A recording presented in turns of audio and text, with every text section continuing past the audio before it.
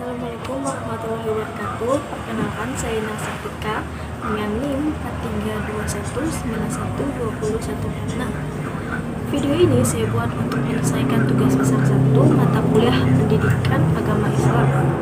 Di video kali ini saya akan membahas seputar kitab suci kita semua, yaitu kitab suci umat Islam, yaitu Al-Quran. Langsung saja kita mulai. Yang pertama adalah pengertiannya. Al-Quran merupakan kitab suci umat Islam yang diturunkan Allah Subhanahu wa Ta'ala kepada Nabi Muhammad SAW. Al-Quran merupakan kitab terakhir dan menjadi penyempurna kitab-kitab Allah lainnya. Al-Quran terdiri dari 30 juz dan 114 surah. Selanjutnya kita akan membahas seputar sejarah turunnya Al-Quran.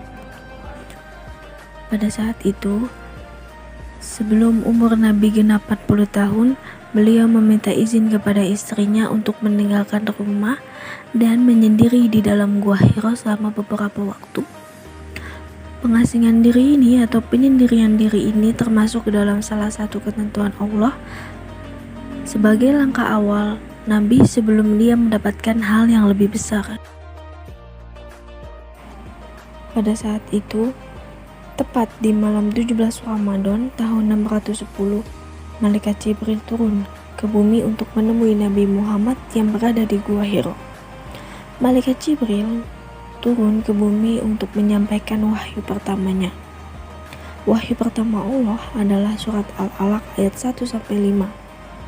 Peristiwa ini diperingati sebagai peristiwa nuzulul Quran hingga saat ini.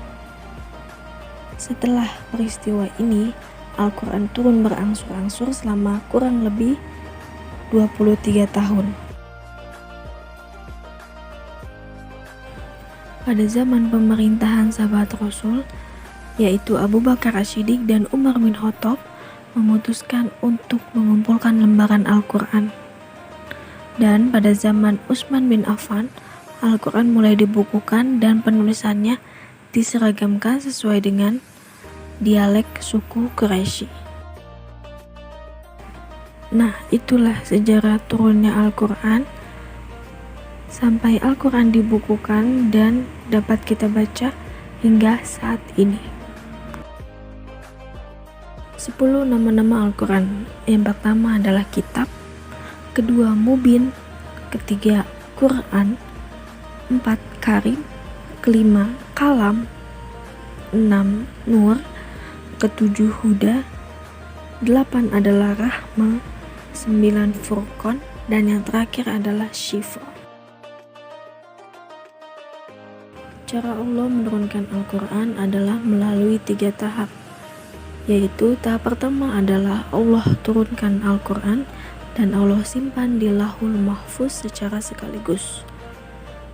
Tahap kedua, Al-Quran diturunkan dari Lauhul Mahfuz ke Baitul Izzah yang ada di langit dunia.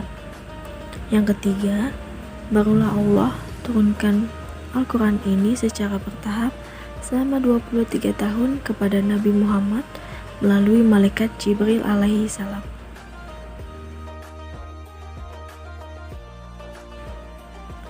Fungsi Al-Quran ada 5, yaitu pertama adalah huda, petunjuk hidup manusia.